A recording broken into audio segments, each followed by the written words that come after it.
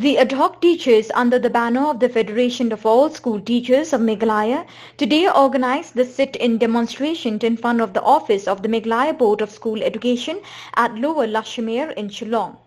The sit-in demonstration was organized to pressurize the state government to concede to their demand to recognize the ad hoc school teachers as deficit school teachers.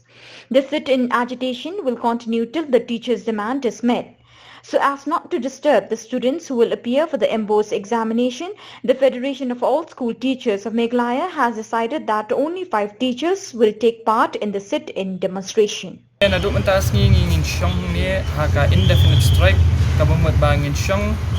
haduk ba ka government kan singap ya kita ki demand ni bat ya ki bat ka government kan wan chakmat bat kan pendap ya kita ki jingkular ba kala kular ini kamenchua kani ka jing syong tungi ni kan amput tat onda ka government kan khot bat kan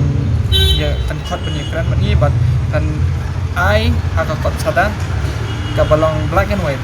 bakat pendap no ya kita ki jingdawa jungi ngilaya syong committee menha katosni bang ngilaya rai bangin om pentut ya ki kena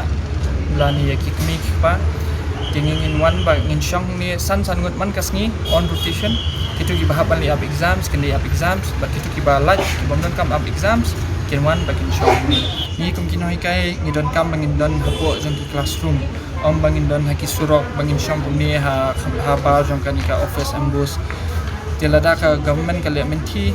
ni nila shimdu ya karai ba ha April ngin sa launch no da ka full fledged agitation ha ka bangin khot bangin ya wer ya baro kino hikai lara ki de ki ad hoc nei kim de ki ad hoc ya ki kemi ki ba ya ki kena ki ba ngila hikai hadu menta itu ki bala pas bat ki bala late class in khot lu dia baro salonsar lagi diki riu madan ladi manu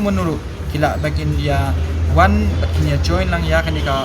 jingya lang jingi ka ba indawa na ka government bangin yo ya ka bat lada ka government kalia menti dingim bansi bangin haban launch da kata ka ultimate agitation haban long full fledged om tang ha Shillong